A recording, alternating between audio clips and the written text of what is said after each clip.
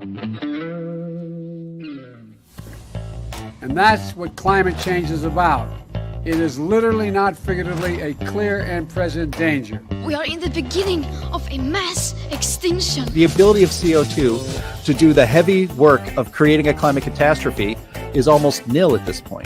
The price of oil has been artificially elevated to the point of insanity. That's not how you power a modern industrial system. The ultimate goal of this renewable energy, plan is to reach the exact same point that we're at now.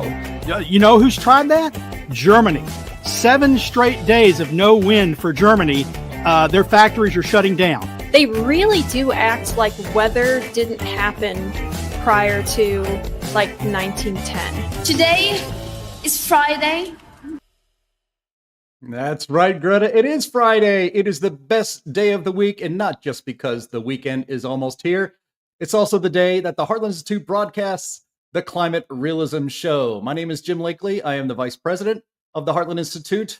We are an organization that has been around for 40 years and is known as the leading global think tank pushing back on climate alarmism. Heartland and this show brings you the data, the science, the truth that counters the climate alarmist narrative you've been fed every single day of your life. And there is nothing else quite like the Climate Realism Show streaming anywhere. So I hope you will bring friends next time to view this stream every Friday at 1 p.m. Eastern Time. And also like, share, and subscribe, and leave your comments underneath this video. These all convince YouTube's algorithm to smile upon this program and to get this show in front of more people. And as a reminder, because big tech and the legacy media do not approve of the way we cover climate and energy policy on this program, Heartland's YouTube channel has been demonetized. So if you want to support this program, and I really hope you do, please visit heartland.org/TCRS. That's heartland.org/TCRS, which stands for the Climate Realism Show.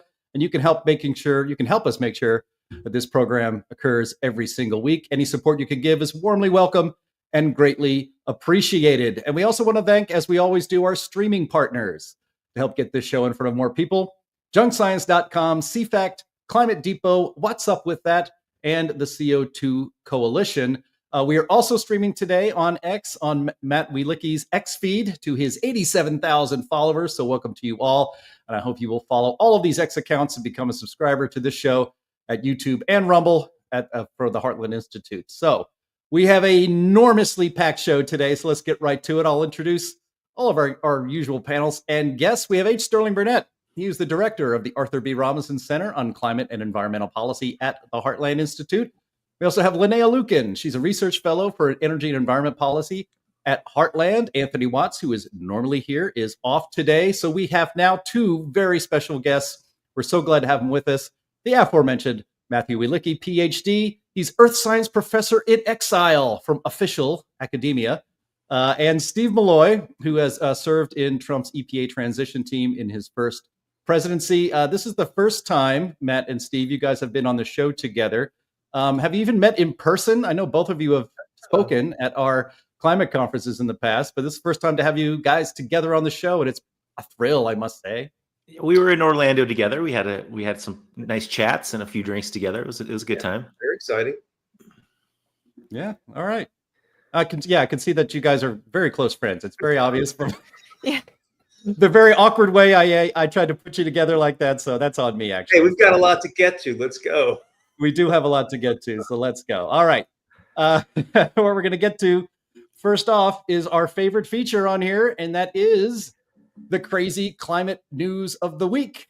Hit it, Andy.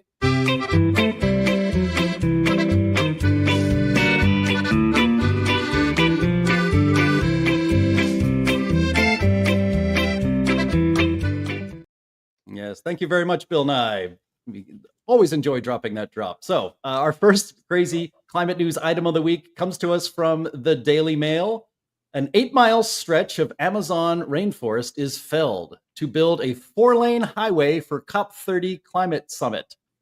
I'll read a little bit from the story here. An 8-mile stretch of protected Amazon rainforest has been felled to make space for a new 4-lane highway in time for the COP30 climate summit. Drone footage and images have revealed thick dirt lanes cutting through the lush greenery as the Brazilian government prepares for the conference in November. The road will be used to ease traffic in and out of the city of Belém, which will host a staggering 50,000 people, including world leaders. Now, I looked this up. I never heard of Belém before. I looked it up on Wikipedia. They are known as the metropolis of the Amazon and the city of mango trees. Well, I guess it's the city of fewer trees. Mangoes are not right now. So, Andy, I believe we have a little bit of video from our friend Chris Martz, who shared that on X. Matt, you've been to a Heartland Climate Conference, but I don't believe you've ever been to a COP. You might want to get to this next one soon because there might not be many more of them going forward. Are we surprised by any of this? I mean, I think I saw Bill Gates clearly tell me that planting trees and trees have nothing to do with solving climate or lowering CO2. They're not important at all. It's going to be, lab grown meats and things like that. So I'm not surprised by any of this hypocrisy. This is just par for the course. Steve, go ahead, Sterling. Yeah. I'd rather eat a tree than lab-grown meat, but that's just me. Yeah. It's quite a wide road for a funeral cortege, right? Because that's what Top 30 is. It's the end of the climate hoax. It's dead. Yeah. But it's kind of funny because Brazil, the Western European countries, and the Biden administration have been paying Brazil not to cut down trees, but they're cutting down trees for climate. Kill a tree for climate. That's the new motto. 8 miles. How many acres of four-lane highway going 8 miles? How many acres did they clear? Will it be a permanent highway? How many EV chargers are along the highway? It's sort of disgraceful. And this, by the way, is not a right-wing government. This is a left-wing government, right? Yeah. A very climate-concerned government. Yeah. Showing how climate concerned they are by clear-cutting large swaths of forest. And didn't Jim Lakely say that the city Belém was already a metropolis? Didn't you say that? Yes, it's the metropolis of the Amazon. Yeah. Well, I wonder if they have an EPA or the equivalent in Brazil, and how long the environmental impact reports had to be. I imagine it's zero. They tend to do what they want in South America. I don't think that Brazil's actually stopped cutting down trees in the Amazon. I think they're taking the money and just making up lies to tell the Western governments. So, but who cares anyway? Yeah. Well, we'll see how many more Conference of the Parties, UN climate confabs, 50,000 people plus world leaders. They're going to be flying in on their private jets. They're tearing down the Amazon rainforest to make it slightly more convenient for the bigwigs that come in. The hypocrisy with that organization never stops. All right. Yeah, evidently flying in on their private jets to a different city than the conference is being held, only to then get in a private limo to take a new 4-lane highway to the conference in the middle of a jungle. Yeah, I want to point out this comment from Kevin Burke, who says, in a world with teams, why are they meeting anywhere? And yeah, exactly. Right. Why are they doing this? And the answer is, well, if you meet on teams, you don't get to have the fancy dinners and stay in an exotic location. So that's why. Yeah.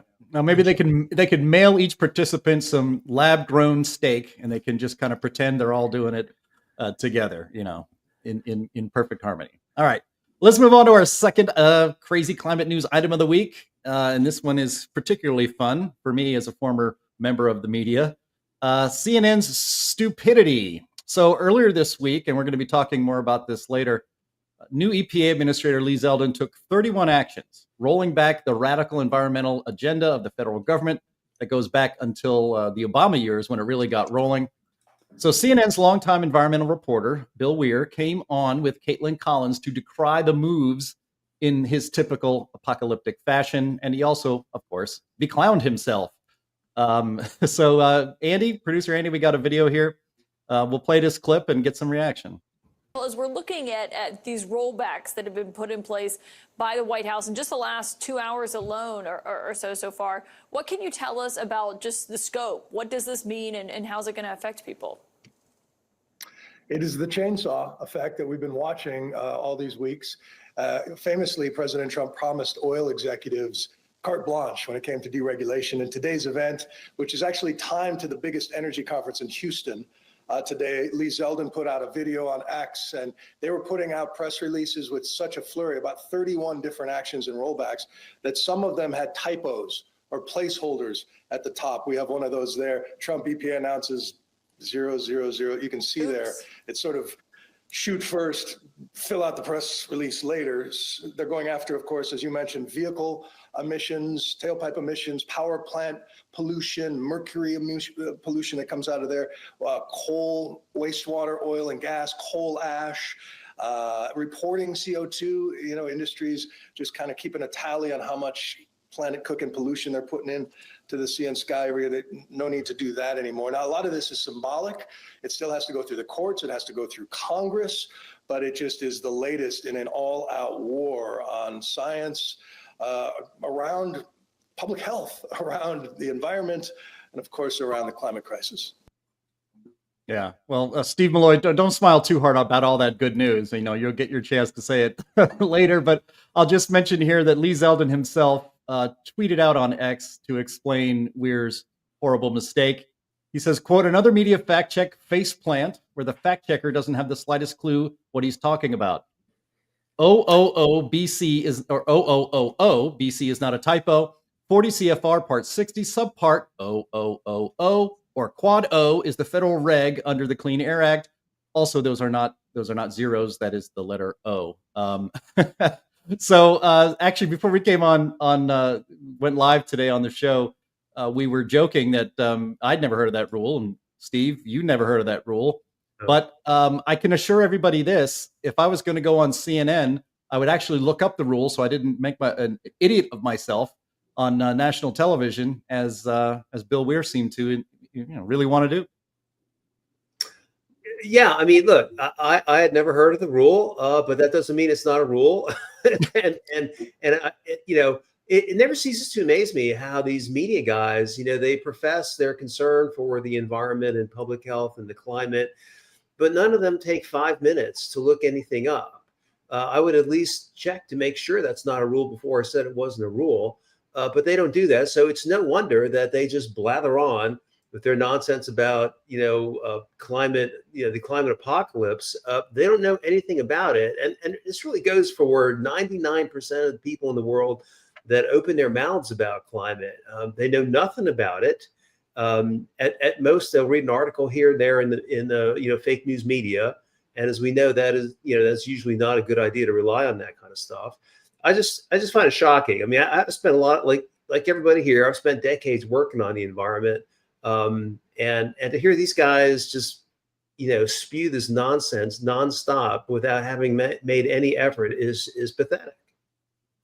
Can we call it Quad Net Zero from now on? Quad Net O. Yeah. Yeah. Yeah. Yeah. Well, Six Sigma Net Zero. Yeah. I mean, the thing about this, one of the reasons I pointed this out is because the Heartland Institute actually has a little bit of a history with Bill Weir. We invited him. We had, you'll remember this, Steve, at our climate conference in Las Vegas several years back. Bill Weir was there to report on all of these scientists who don't believe that there's a climate crisis going on and humans are responsible. And I coordinate media at all these events, and he wanted to talk to John Coleman. John Coleman, the late great John Coleman, the founder of the Weather Channel, the man who knows more about weather and climate than Bill Weir will ever know. And he wanted to have a sit-down interview with Coleman. And being a good media guy, I sat in the room and watched the interview and actually recorded it on my iPad, so we'd have a record of what happened. I don't think Bill Weir actually did anything with that interview because John Coleman kind of made a fool of him. So that was the end. But this. Even right there in that quick little segment, that little clip that we played, what did he use the term climate boiling or climate? It's just nothing. He's supposed to be an environment and science reporter, and he does nothing but peddle unscientific panic. Matt.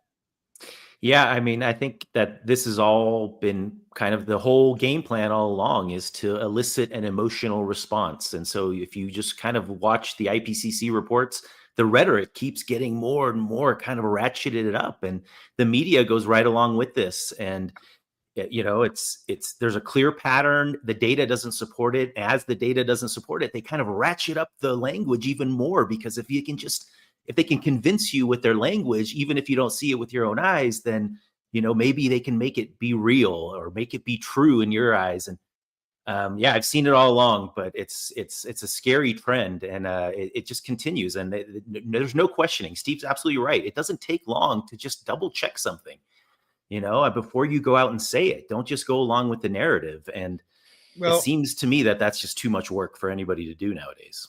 Remember, this isn't. They call it climate science. This isn't science, because the whole project is geared. It's normative. When you use the words like alarm or crisis, you're not talking scientific language. That is a normative or a moral claim. That is an assessment of your belief of the state of something. It has no basis in science. And all of this is that. This guy, he's not a science reporter. He's I don't know, a moral critic or something. From some weird kind of morality where the planet that we don't control counts more than the people who live on it. Well stated. All right, let's move on to our next item here, which I know a lot of our viewers and listeners are going to be very, they may have already heard about this, and they're probably very excited about this. And I titled this one, Man, That's Bad News. So if you were on the show last week, you saw that we covered the news that Michael Mann's $1 million punitive damages award against columnist Mark Steyn was reduced to a measly $5,000. In his appeal of the ruling, Steyn filed a, quote, motion for sanctions for bad faith trial misconduct against Michael Mann and his attorneys. And the judge, Alfred Irving, this week ruled in Steyn's favor, ruining for the second week in a row now the week for the world's most smug, sensitive snowflake of a scientist, Michael E. Mann. Hi, Mike, if you're watching. I know you watch sometimes. And the language that the judge used was really remarkable. I want to just quote the whole thing. You can find it at steinonline.com. I'll leave a link to it in the show notes after the show so people can grab it. But it was remarkable, the language that the judge used. I read all 46 pages. Here's the excerpt that I want to pull out. Quote, the misconduct of Dr. Mann and his counsel, 1, was extraordinary in its scope, extent, and intent. 2, subjected a jury not only to false evidence and grievous misinterpretations about a crucial part of Dr. Mann's case, but also to additional trial proceedings for correcting the record and the jury's impressions of, unquote, of the facts and alleged damage to Mann in the case. And the facts that he misrepresented, Michael Mann, was key to his defamation case against Mark Steyn and Rand Simberg of CEI. And that was that Mark Steyn's basically one blog post at National Review Online cost him millions of dollars of government grants that he was applying for. And he put a number up on the screen that one year he was getting $9 million worth of grants for Penn State with his applications. And then after the blog post was there, it was down to something like, barely 500,000. And so that was a very key part of the case. The problem was that was an inaccurate number. Michael Mann and his attorneys knew that was an inaccurate number. They corrected it later, but they still had it up on the screen for the jury to see and to keep in their minds to prove in Michael Mann's case defamation. So this was a remarkable rebuke by the judge. And again, we covered this trial back in January of 2024, wall-to-wall coverage. Watched it. Talked about it here on this show, had excerpts from it. And, this is a disaster for Michael Mann. And now he will forever be known in a court document as somebody who is guilty of misconduct, that and his counsel in his own defamation trial. So Sterling, I'll start with you here. I know you took great pleasure reading. Maybe if you didn't read the whole decision, you will take great pleasure in reading it. But this is 2 big losses in a row for Mann, and it's starting, at least to me, restore my faith in the American justice system. It couldn't happen to a smarmier guy. My question is, now that he's been found to have conducted misconduct, and his lawyers, by the way, it wasn't just Mann, his attorneys who, by law are not supposed to do these kinds of things. My question is, will there be legal sanctions on the attorneys? Maybe their licenses can be yanked. The bar will remove them their ability to practice. That would be nice. When an attorney goes in and presents false evidence, knowingly false evidence, that kind of sanction should come, which might dissuade future climate lawsuits.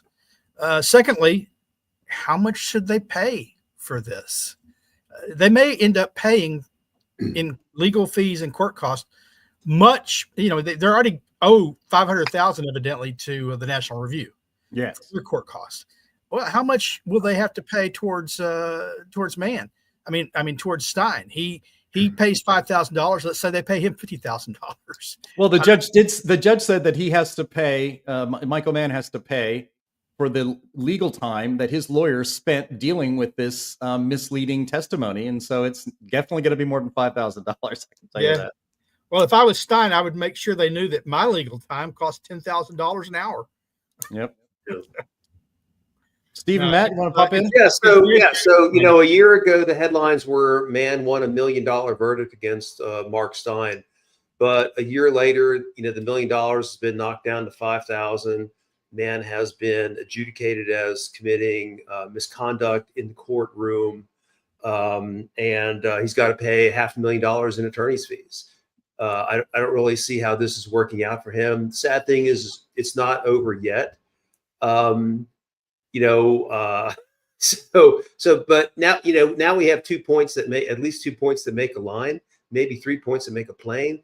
We've got Mann's multiple false claims of being a Nobel Prize winner. We have his courtroom lies, and we also have the hokey stick. And so it's quite the two-dimensional, figure of his dishonesty. And, that should trail him everywhere. Remember, he lost in Canada first. He's already lost one court case in Canada. So there's another strike against him. In the end, when you are found to have conducted misconduct in court, should you still have your cushy position at Penn State? Well, Sterling, you may remember when he filed his complaint, his initial complaint, he claimed to be a Nobel Prize winner. He had to amend the complaint because that was a lie. So we started off with lies. Sure. And then you watched the trial, we got more lies. He even tried to claim during the trial that he was emotionally damaged by Stein because he imagined that someone looked at him crosswise in the supermarket. In the grocery store. It was totally crazy. I thought that Stein and Sinberg would just win that trial outright, but I guess the judge decided to split the baby, let the jury verdict stand, but strip away everything else. It's just, the whole thing is a travesty, and it's not over yet. I mean, this is litigation that is 13 years old, 14 years old. And it's going to go on because Mann is going to appeal, and there's still other decisions for Stein to appeal. And what a nightmare! And over what? It's embarrassing for science. It's embarrassing for academia. It just loses trust in all of what we've tried to build up in what I thought the profession I was getting into. It's very embarrassing to be a former academic and to see that kind of behavior. I mean, I could never imagine. People attack my ideas all the time, and I enjoy that. I respect that. Like, let's have a discussion. I could never imagine, taking someone to court because they disagree with my ideas. It's just so unbecoming of a scientist, of an academic. It's embarrassing. Well, and if they had any shame, it would be embarrassing to the media too, because as Steve said, a year ago, in all the papers, they were talking about Mann winning his judgment. How many stories have you seen this week in mainstream media outlets about this gross reversal for Mann? Well, yeah. So to that point, Sterling, yesterday I beat Washington Post's Dino Grandoni into doing a story. So there's a Washington Post story today. Grandoni had ignored all the other developments. But with the three developments we talked about today, he had to write a story. So he's the only one so far. AP, New York Times, nobody else has done anything yet. Yeah, and the tragedy. I mean, there's many tragedies of it. I mean, Mark Stein's health had declined during the course of the trial. He's a fantastic writer and speaker. He was a featured speaker at one of our climate conferences, actually. Gave probably the most well-received and by far the funniest keynote address we've ever had. But his health has suffered through all of this. But it was framed by the leftist media as, the climate, basically climate skeptics on trial and climate skeptics lost.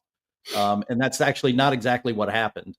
And Matt, I'm glad you're on here as a academic and as a scientist, as a PhD.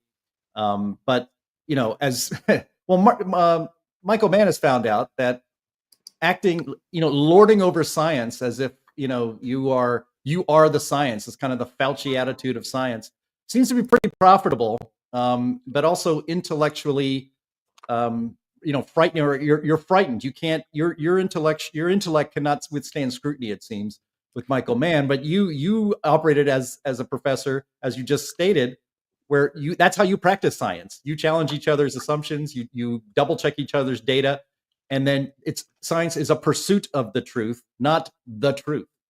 That's right. That people think that science is like a thing or a noun. It's actually a verb, right? It's a method. It's a process that never stops and changes. And my father was an academic. I grew up on a college campus, and I just kind of really enjoyed that these guys would battle it out and yell at each other and scream at each other with their ideas, and then go have a beer and all be friends and everything. And something has definitely changed where if you criticize academics now and in their one idea that they've really built their career on, then you're some sort of heretic. And that's just not the way that we get closer to any sort of progress or any closer to the truth or telling the public what is the actual data. And so it's become this kind of egomaniac, kind of authoritarian style of my data is the data, and anything that goes against that has to be rejected, and not only rejected, but the people that bring that data have to be thrown out. And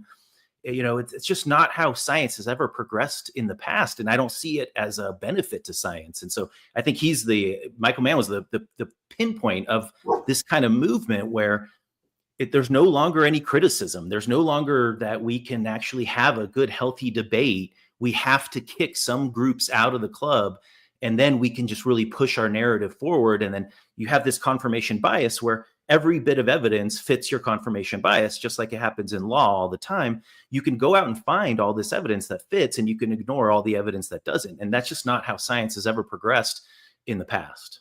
Yeah. Well, Michael Mann is a bully, but now he's a bully with a little less money in his pocket. So we can be glad for that. All right, let's move on to our next item here. And again, I've said this before in the past. We might have to have a new video drop for this, the climate grift update, because again, we could do a whole show just on this, the developments from this week, because the evidence of this absolute theft is overwhelming and just keeps coming and coming. So anyway, I think there needs to be a criminal investigation of this stuff. Maybe there will be. I hope so. We'll see. But we just highlight a couple items for now. This is from the great reporter Julie Kelly and her X feed. Judge Chutkan, in a hearing yesterday afternoon, repeatedly demanded proof of fraud or criminal conduct needed to justify EPA Administrator Lee Zeldin's canceling of the contracts receiving funds. One, Jahi Wise, a former director of the Greenhouse Gas Reduction Fund, the Biden policy that created the bounty, personally oversaw a $5 billion grant to his previous employer, the Coalition for Green Capital, and he did not recuse himself. Second item, a $2 billion grant to Power Forward Communities, a new nonprofit formed in 2023 with ties to Stacey Abrams. We covered that specifically as our main topic just a couple of weeks ago. Third, a group called, quote, Young, Gifted, and Green was awarded $20 million while its CEO served on the White House Environmental Justice Advisory Council. This is just the tip of the iceberg, says Julie Kelly, and she is certainly correct. And then we have this chart that she shared in a separate thread on X. This is really remarkable, guys. So this is the chart. This is the $7 billion budget submitted by Climate United, which was formed in 2023 with a former Obama White House official at its head, and it had just $100,000 in the bank. The very next months later, it's awarded $7 billion to dole out with zero oversight or proof of work or justification for results. If you can read this on the screen, you can see here, it's in the budget. It says it will spend nearly $85 million on personnel, another $38 million on fringe benefits and travel, equipment, $0, construction, $0, and then $6 billion on quote unquote other. Now, this is money that Zeldin has frozen, and a judge, and can there ever not be an Obama judge that gets these cases, by the way, in DC? Do something about that, Steve. I know you live nearby. So the judge is asking EPA to justify its attempts to stop this raiding of the Treasury for what is obviously a bunch of politically connected Obama and Biden hands. So, Matt and Steve, I know you've been following this. Matt, you've posted about this on X. I'm hoping that Kash Patel, the new head of the FBI, is going to be looking into these transactions and perhaps filing criminal charges if warranted. I mean, it doesn't seem like this is anything other than a grift, a graft, and the raiding of the U.S. Treasury for politically connected Democrats. Yeah, I agree with you 100%. Steve's probably going to have much more input on the legal side. I just, I've been screaming about it for a long time that there's just a lot of money getting pushed around, and people are constantly talking about carbon and climate, but there's really nothing in the observable data as a scientist that we can see that's any sort of benefit or anybody's actually doing something for what they claim. If they're trying to reduce CO2, we don't see that. So, it's just money getting moved around. And I really kind of hope that we're going to see some criminal investigations. I'm not the biggest fan of doing that, politically wise, but this was just outright theft, it seems like, especially at the end of the Biden administration when a lot of that money was shelled out to brand new NGOs. They talk about, several people have said in the comments, follow the money. It's hard to follow the money when you don't make people account for how they're you got a big pot over here that says other spending, $6 billion. hard to follow that. Hard to know if they don't have to follow traditional accounting practices. And it's disgraceful, it's like, and that's what they're trying to do. Is they don't want you to be able to follow the money. That's intentional. So, like you say, they'll be investigating this. Hopefully they can pull some of this back, but it's harder to do once it's been laundered through various accounts. The green window account. We gave $10,000 to an installer. Yeah, I think they have recovered the money because that's why some of these groups have sued now, and that the litigation that Julie Kelly cited is ongoing. And Tanya Chutkan, who, by the way, is one of the J6 hanging judges, her demanding evidence of this per se fraud is just stunning. These people, they got their $20 billion. There was going to be no accountability, no reporting back to EPA. The disbursement of the money was going to be done by Citibank. And it would be in the judgment of Citibank whether or not to send the money out, which is just crazy. I mean, this is just, a couple of weeks ago, I got this clip of Stacey Abrams on Chris Hayes' show where she's talking about what she was going to do with the $2 billion. She was going to buy appliances for, people. Like, you remember in I think it was 2012, or maybe Obama was buying telephones for people in Detroit and various cities, the Obama phones. I guess she was going to buy Biden refrigerators or Biden air conditioners. I mean, and the fact, and how would anyone be able to detail this without, getting discovery from EPA or, these recipients? There's an ongoing FBI investigation. I hope they're looking at the Biden EPA staff as well as the recipients, because these recipients know they were stealing the money. But Steve, you say they've captured the 20 billion already, but you and I both know 20 billion is a drop in the bucket, right? It's beneath the margin of error at the bank for the IRA spending. Right. No, absolutely. And last year, Democrats spent $64 billion of that money in in battleground states trying to get Kamala Harris elected. A lot of that money now has also purchased red state politicians. So, President Trump wants to roll back the Green New Scam spending, and Congress could do that because, the IRA was enacted through budget reconciliation, bypassing the filibuster. Republicans could do that now because they control both houses. Except last week, 21 Republican congressmen wrote to Speaker Johnson's saying that they weren't going to vote for a repeal of the Green New Scam spending because it's gone to their constituents. 21 who, by the way, voted against the bill when it originally came up. They said this is a bad bill when it came up for a vote, but after they got the money, suddenly it was like the cross at the front of the church glowing and the rays of light coming down, shining upon all the glorious green spending. No, and it's really worse than that, Sterling, because I got into it a little bit this week with Don Bacon, who is a congressman from Nebraska, and he was defending the Green New Scam spending by saying, even the oil industry supports biofuels. I'm like, what is he talking about? First off, farmers have been subsidized for the ethanol scam for decades now. A Green New Scam, I mean, maybe there's more money in it, but they weren't happy with that. They want extra. They want to steal extra from taxpayers. And the oil industry hates ethanol. Ethanol makes refining gasoline harder, more expensive. It's a disaster. Possibly, not big oil is against ending the endangerment finding, and they kind of like the Green New Scam because they get money for carbon capture and sequestration. So maybe that's why they've teamed up with the biofuels industry, but they don't support the biofuels industry at all. Well, I just want to point out again, like how remarkable this is. Because it's easy to just gloss right over it. This $7 billion was given to an organization that literally didn't exist until the year before, and that had $100,000 in its account. And suddenly now they need $84 million, almost $85 million for personnel, and another, what is it, Andy, 30 something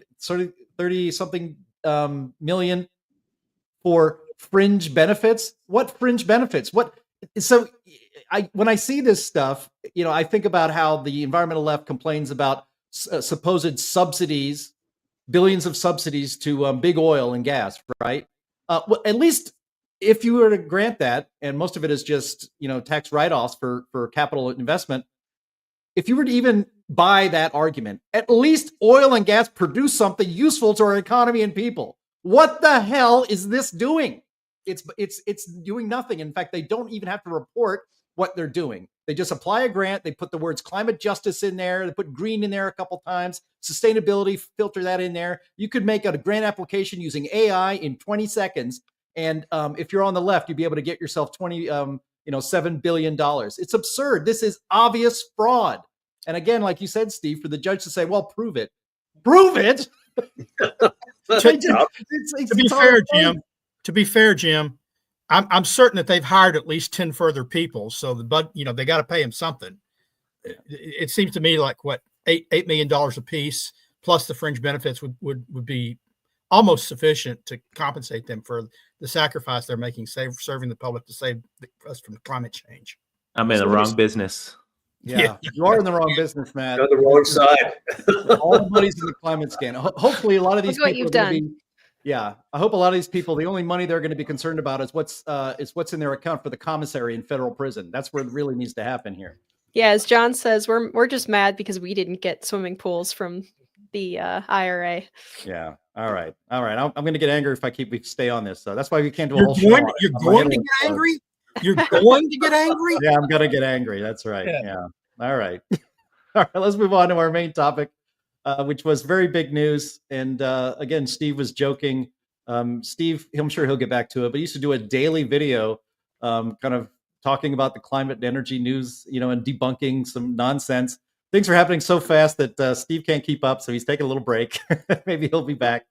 And this announcement by Lee Zeldin this week is one of those examples. Lee Zeldin announced this week 31 deregulation actions that I think at least utterly destroys the left's climate and energy agenda that's been put in place piece by piece by sue and settle and other radical policies at the EPA going back to at least 2009.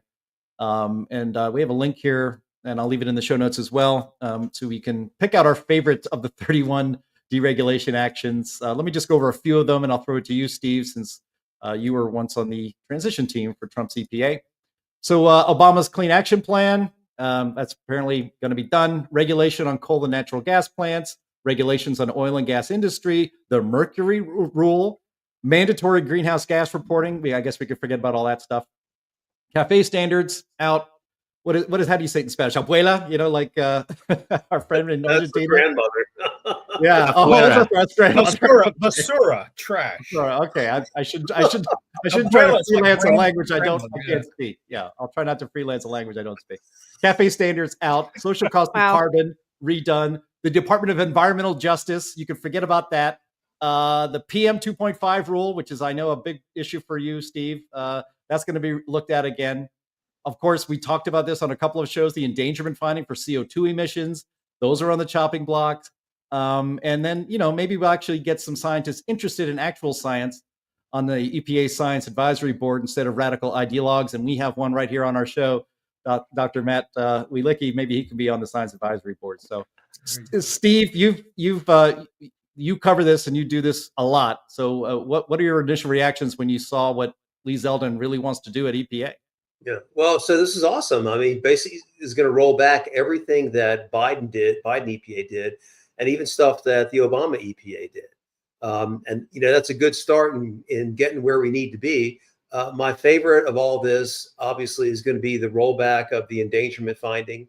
Hopefully, that'll get underway in the next couple months. The endangerment finding, for people who don't know, it's the linchpin of federal involvement in the climate hoax. It's the scientific, factual rationale for doing anything like the Green New Scam spending. I've been trying to tell the Trump administration, if you get rid of the endangerment finding, then you can unilaterally stop the Green New Scam spending because there's no more factual or scientific basis for it, and it's just waste, fraud, and abuse.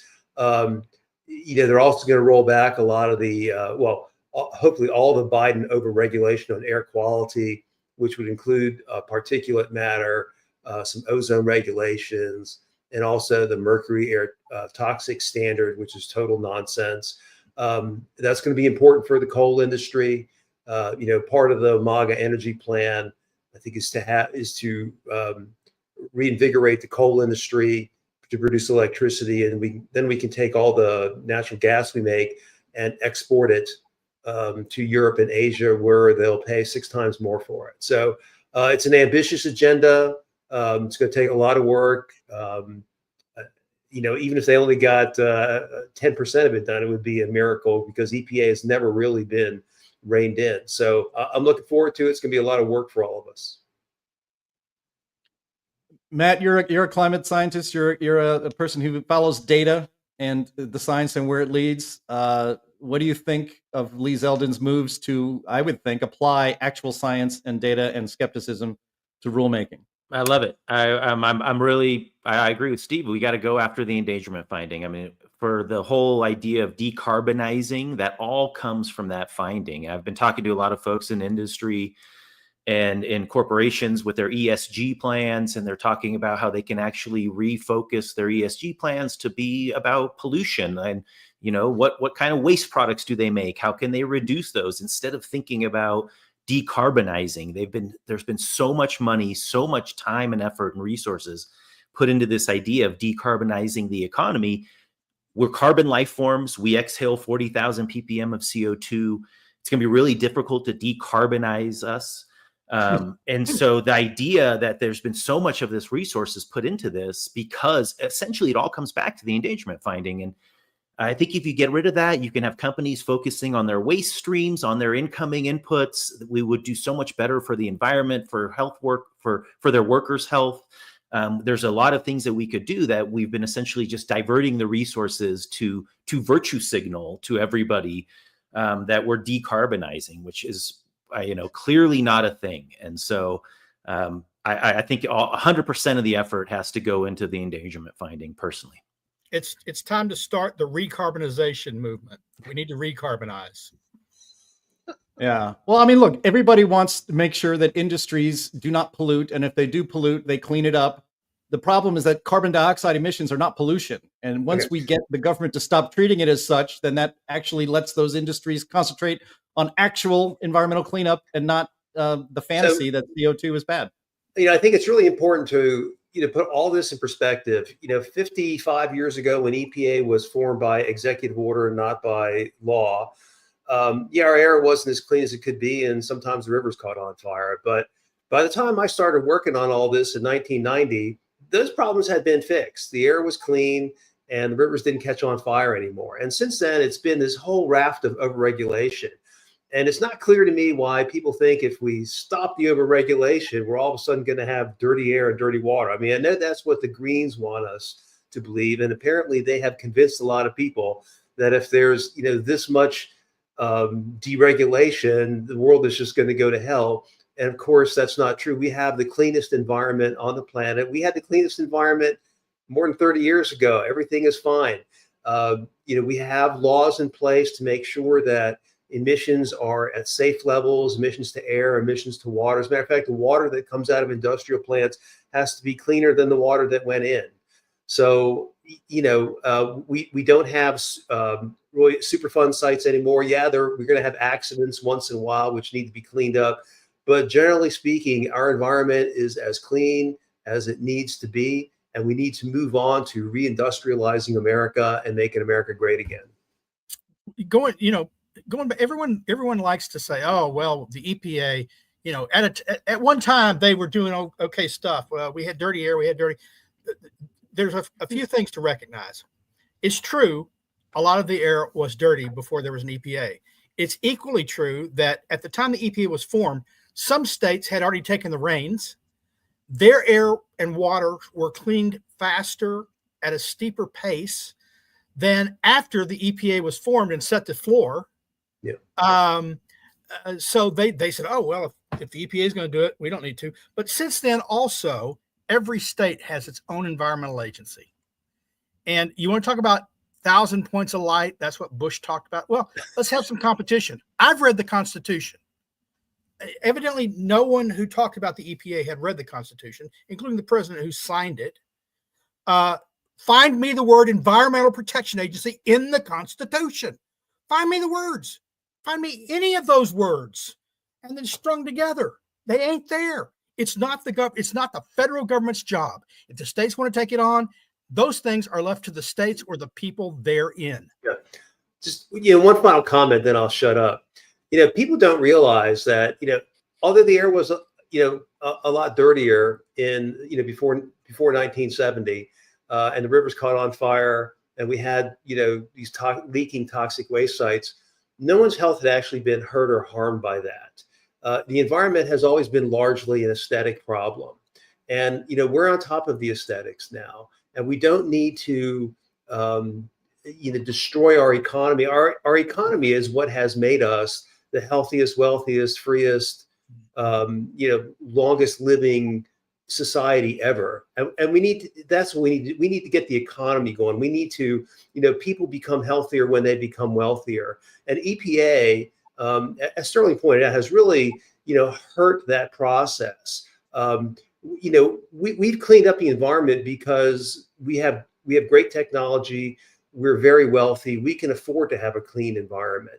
EPA kind of got in the way of that because its regulations are just kind of mindless. They set, very strict standards that don't make any sense, that just, and you get a lot of litigation out of it. So I think President Trump wants to bring common sense back to environmental protection. Most of it's done in the states. Let's send it back to the states, because Sterling's right. It's not in the Constitution. And, if there are interstate, international issues, we can work that out without this, burdensome EPA. Well, another thing that no one talks about is that most of the burning rivers that you're talking about, the Cuyahoga being the most prominent example, right? And the dirty air, those are creations of government. At one time, in the late 19th century, early 20th century, people actually had property rights that they could enforce. And if you polluted the stream and I was using the stream to water my crops or cows, I could take you to court and not just complain, but literally the court would say, we're enforcing your property rights. We shut you down. They enjoined the activities. And what happened was the government's got in the business of, oh, that's stopping progress. We can't have rights get in the way of progress. So we're going to manage the amount of pollution. We're going to allow them to pollute. And so they created that pollution problem by getting in the way of people defending their property rights, trespass, riparian water rights. We had clean water at one time, and then the government got involved. Yeah. And now the government, and then later the government got involved, and rather than rolling back the problems they created more problems on top of problems with their solutions to the problems they created.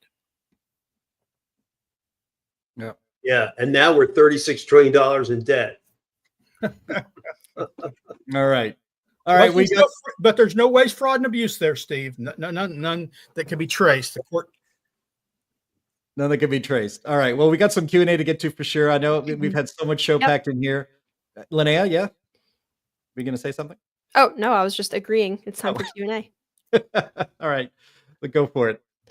All right. Hello, everybody. Okay. So this first one that I'm going to bring up is more just directed at Heartland in general from our friend Bob Johnson. And we can address it really fast. He says, once again, I'll note Donald Kendall spoke on climate on the Chicago WND AM 560 radio program.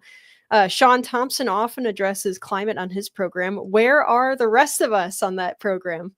Well, Bob, I have been on Sean Thompson's program once, but I think Donnie is the guy for AM 560 for sure. Jim? Yeah, I've been on the show once. He's great, but yeah, Sean and Donnie got a little thing going, so it's nice. Yeah, it's because they're friends. Okay.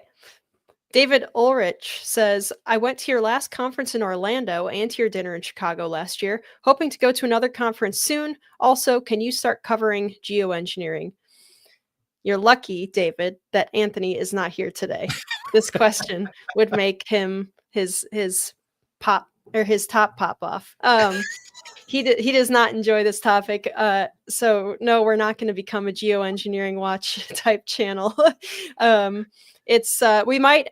I've been talking about this for like a year. I think eventually we're going to do like a special episode that will just be on the geoengineering stuff, and maybe another special episode just on the abiotic oil thing, because many of us on these panels are driven crazy by some of this stuff, because a lot of it is true to an extent, but people take it way further than it warrants. So it's an interesting topic. We just have to do it someday when Anthony's not here, because he gets really mad. So Linnea is an abiotic oil denier.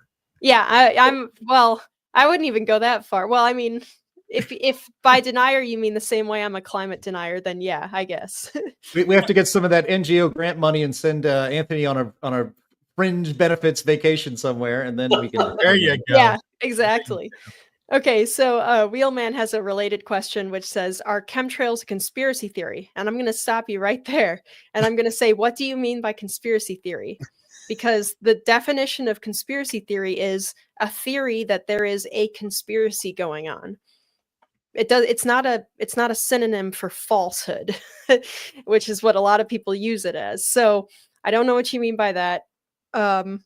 This person then says, given the amount of times that we have seen conspiracy theories be an expression of truth, true, how do we evaluate the theory based on its merits? And eventually we will do a program covering those merits or lack thereof, and we will get that. Our viewers are really taking advantage of Anthony's absence today. They really are. Because we can't, if we try to address these questions every time they come up, we'll never get to anything else. So that's part of the reason why I don't bring up a lot of these when they're in the comments. So yeah, because there are a lot of important things going on, such as this subject that LT Oracle of Truth has to talk about, who says, I just heard a report that pictures were uncovered from Scandinavia that showed the Antarctic coast in the 1930s, and it shows that it gained ice. Have you guys heard of this discovery? I'll pitch it to Sterling, because I think Sterling knows what we know about the Antarctic ice issue. Well, I've not seen this report or that he's talking about. It wouldn't surprise me if the ice was thicker. And remember, what we know is during the Little Ice Age, the ice was expanding. They've got woodcuts, of villages in Scandinavian countries. I think Switzerland or Norway, some Nordic countries where they have mountainous villages that were about to be scraped off by the ice, and that's declining. We came out of the Little Ice Age, and where the ice had expanded during it, it has gone into decline. What we do know, like I said, I can't speak to that particular study or those pictures, but what we do know is that the ice cap has been larger. That ice extent in Greenland was both much higher than it is at present, but also much lower than it is at present. They're only now discovering seashells where the ice is uncovering. So there used to be a shoreline there. They're only now uncovering fossils and trails that were basically the highways of the time, where they found all these abandoned artifacts like spears and spearheads and packs and bones, even people's bones along trails that have been covered for centuries, if not millennia, by ice. But that means that when they were dropped there was no ice. So so I know about this. So Antarctica has been cooling for the last 7 decades, and I believe that on the eastern side of Antarctica there has been some increase in ice shelves. On the western side you don't see that because there's volcanic activity underneath, like the West Antarctic ice sheet. So that's a different situation. But on the eastern side, I think there's been ice accretion. Yeah, that's absolutely right. So it's almost been offset. If you actually look at Antarctica for the last almost the last decade, there's always been no change, because the growth in the eastern ice shelf has almost offset the western side. But the western side also has some warm water currents that come underneath it, plus the volcanic underpinning. So, I mean, that would be an expected place for Earth scientists to expect some melting. Yeah, the West Peninsula especially is pretty much the only part of Antarctica that bucks the overall continental trend, which is towards cooling and actually snow and ice mass accumulation. The western portion of the continent is the only portion that is seeing melting. All right. Now we have this from Energy Colonizer, who says, how would you explain natural tree pollen levels to people that claim climate change is increasing pollen levels? We cover this every single year around this time of year on Climate Realism. Sterling, take it away. No, you take this one. Sure. Because I'm the one that's been suffering for the last 2 weeks. There's literally a green haze over my town. I was driving back home. Oh, Sterling's got to go. Bye, Sterling. Thank you. It is so bad right now from the pine pollen, that yellow that covers everybody's cars. Absolutely awful. So the truth of the matter is that if there is modest warming and there's an increase in precipitation, you are going to see an increase in plant growth, which means that there will be an increase in pollen production. Sorry, that's a side effect that we're going to have to suffer from. That's one of the few areas where they are correct when it comes to climate change. However, or at least not climate change generally, but modest warming of the past 100+ or so years. However, what the media often, and what we poor pollen allergy sufferers tend to not think about too much, is the substantial benefit that's actually going on. That's, the cause of our suffering, which is an increase in plants on this planet, longer growing seasons, more crop production. So yeah, I try not to dwell too much on it as I suffer and chug down yet another glass of Alka-Seltzer. So well, Linnea, let's also add that there's a lot of pollen that doesn't need to be there. We don't mow median strips. We don't mow public areas. We don't mow a lot of places anymore. We don't use weed killer in forests. Where I live, there's, like kudzu everywhere. It's just allowed to grow like nuts.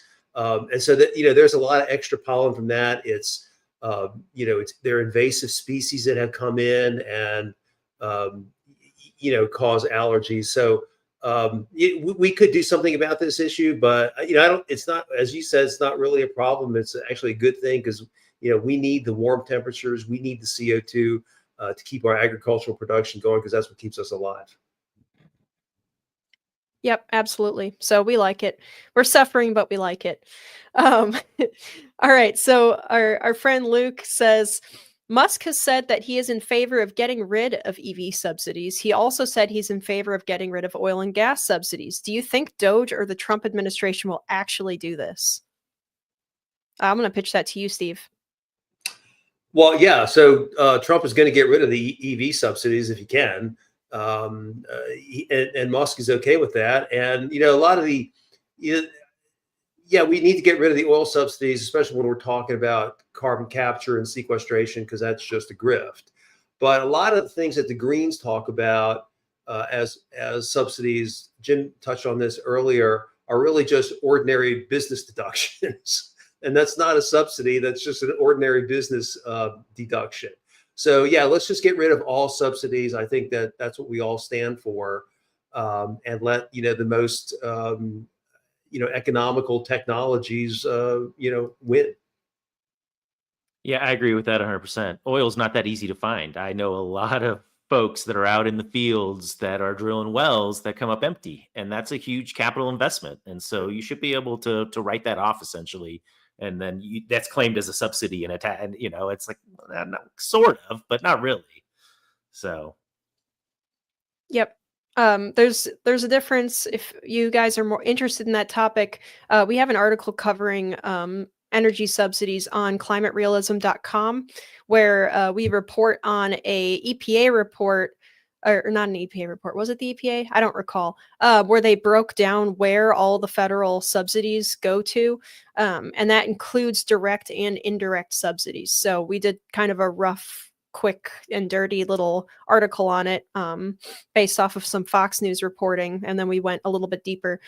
So that if you guys are interested, just go, I think if you just type in like energy subsidies, you'll find it. All right. Rocks and Oil says, will mandatory greenhouse gas reporting include water vapor?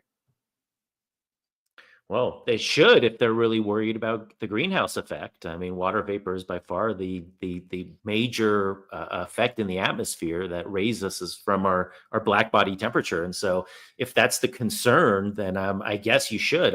It's going to be strange to get that through to try to control water vapor. But if the goal is that you're controlling greenhouse gases, then water vapor is the biggest one. Yep. So as our audience may notice, our friends are dropping like flies. So we're going to try to wrap this up kind of quickly, but we actually have good questions left to go. So we're going to grab a couple more of them. This is from William Sugart, who says, is there any evidence that the EPA actually has improved environmental quality on any margin? I wish Steve was still here, but Jim, you want to take that one? I mean, I would argue that this is an impossible answer, right? Because you don't have the negative, the contrary. The climate in every developed nation has gotten better. It's clear that wealth equals, or not climate, the environment equals a better environment. But how much the EPA has to do is hard for me to say.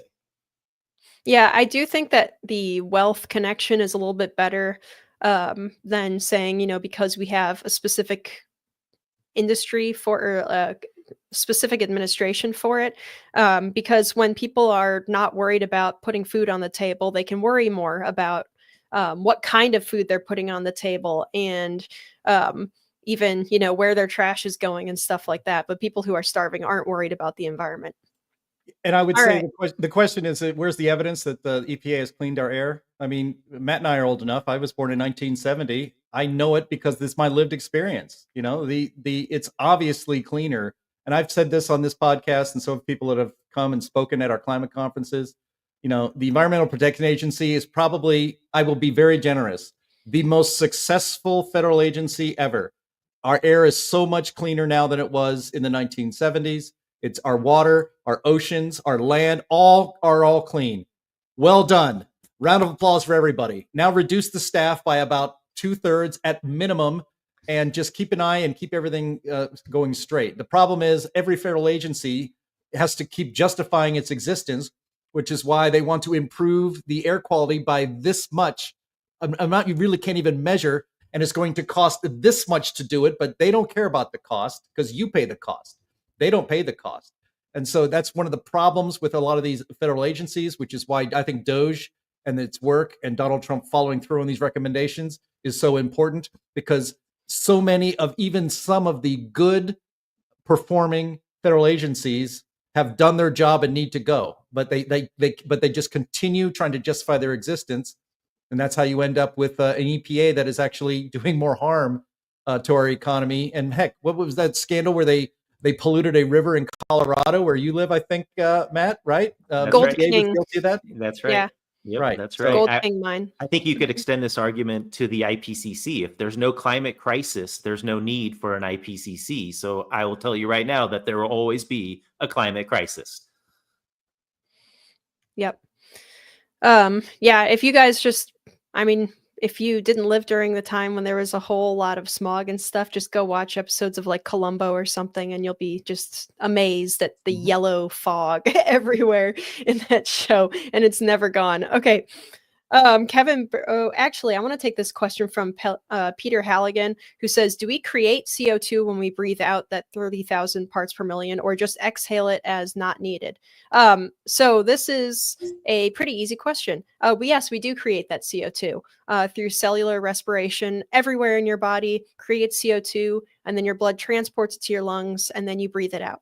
That's how that works. So yeah, we generate more CO2 than we are taking in with breathing. In fact, if you've ever lost weight, you lost weight by exhaling CO2. Really, your metabolism doesn't change all that much. I mean, if you eat less, obviously you'll excrete less. But really, your exercise and getting your heart rate up, you're shedding weight by exhaling CO2, because we don't destroy or create matter. And so, yeah, that's how you lose weight, exhaling CO2. That easy, huh? Yeah, just Could have exhale. fooled me, but all right. All right. So this question from Kevin Burke says, Henry's Law, end of Little Ice Age and CO2. Are humans responsible for the full amount, or oceans warming reduce that amount by a lot? This is impossible you can't have the oceans warming and Henry's Law be true and the oceans not be excreting a ton of CO2. The deep ocean holds something like 16,000 or 12,000 times the amount of CO2 that's in the atmosphere. And Henry's Law says that there's a temperature dependence on how much a liquid can hold in terms of a gas. If you warm that liquid up, the gas comes out. You've done that before. You've had a warm soda out on the porch and it got flat really quick. So if the claim is that the oceans are warming, then there's just no way that Henry's Law can be true and the oceans not be releasing CO2 in the atmosphere. And a tiny perturbation in that system will dwarf anything that comes out anthropogenically. And so this is my biggest argument when I hear people saying like, oh, look, we've raised CO2 this much. I don't think we haven't raised CO2. I think burning fossil fuels does raise CO2. But that doesn't mean that the CO2 would have been just staying at 280 parts per million forever if we didn't start, by burning fossil fuels. And so if we started a little bit of warming, then surely the oceans have been releasing CO2, just like we know they did every other time when we watch temperature change and CO2 lag after that, because the thermal capacity of the oceans is bigger. It takes longer to warm up. And then they start to release the CO2. And then we see this lag of a few centuries in the ice cores. So absolutely not do I accept that all of the change from pre-industrial times is anthropogenic. Yeah, definitely. And I think also I had something there and then I've just lost it as I was saying it. Whoops. Okay. So yeah, no, we would absolutely be dwarfed by the oceans. And I think that you would have to explain previous warming periods too, or previous CO2 release periods that didn't necessarily correspond with warming. And if you look at the proxy data that we have for warming and for CO2, you'll see that they're not always perfectly linked. And so you have to explain some of that. All right. Ed Reed wants to know about white hydrogen. Ed, this is killing me. They've come up with a different color hydrogen every week for the last 10 years. I can't even keep up with it. Last week it was blue hydrogen. The week before it was green hydrogen. Now there's white hydrogen. I don't know. What do you guys know about this one? I have to do more reading, I guess. Darn Jim, it. go for it, because I don't You're know killing much. me, Ed. It all seems like a grift to me. White hydrogen. I don't know, man. Sounds racist. Let's move on. I think that's when they're cracking hydrogen off of White Claws. That's what I'm going to go with. There you go. All right. Oh boy. I'm going to call you Ambrose. I don't know if I can pronounce his name. I'm sorry, friend. All right. He says, I heard they already account for the effect of weather stations built in the urban heat islands that Anthony says add to the warming in their global warming 1.5 degree estimation. Thoughts? Matt? I don't really think that a global average temperature is a meaningful metric. I like to compare it to the average phone number in the phone book. Those of you that are old enough, we used to have a book with a bunch of phone numbers. You could get an average number. You could physically calculate that. It's a real thing. It's a metric that you calculated. You probably dialed it. It wouldn't go anywhere. So does it have any meaning? And so the idea that we have so much elevation change, so many different temperature climates, and we have seasons, we're on a tilt. The idea that we would have any sort of global average temperature is kind of meaningless to me. I understand why it's made. I think it's very analogous to something like 6 feet apart, where it's a simple metric that you can put out to the public and you can build regulation around. But I would argue that scientifically it's not very meaningful. They do try to correct for urban heat island effect. I would argue that if you look at the corrections, they don't seem very accurate. They actually seem biased and tends to be in one direction, where they tend to increase warm temperatures and not really decrease cold temperatures. And so, it's just we're chasing a meaningless metric. I think there's way too much emphasis on it. I think we should forget about global average temperature. We should look at regions in particular and talk about how they're changing. But that nuance doesn't seem to really sell to the public.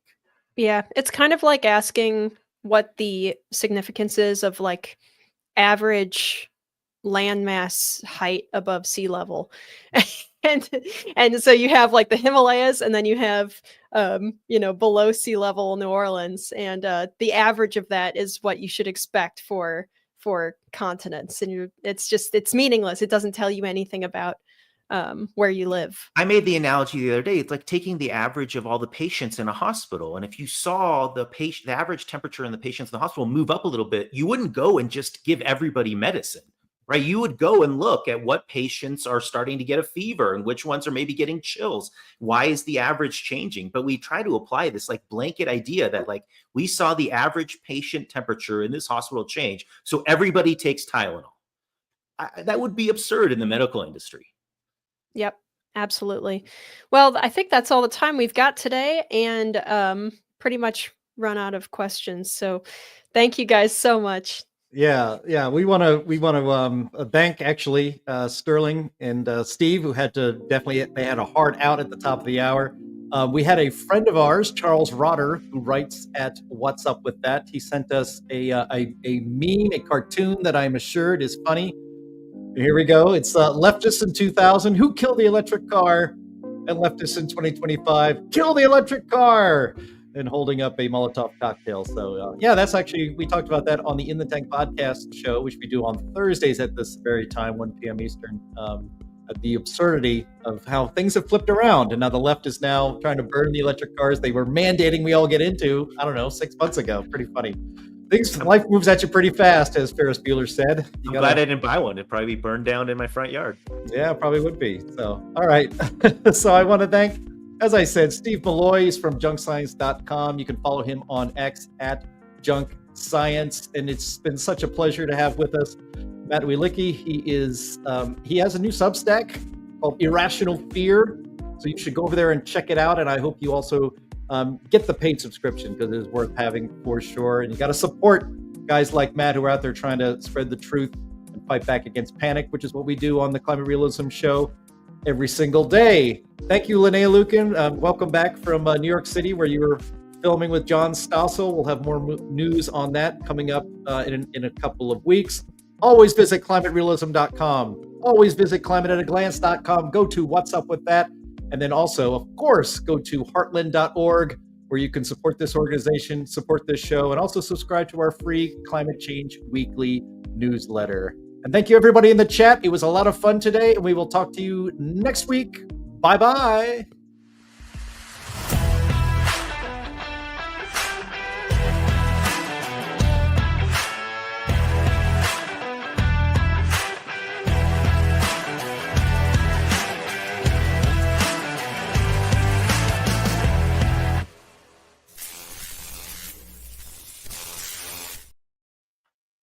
Fantastic. We're still alive. Oh. Hello again, everybody. Hello.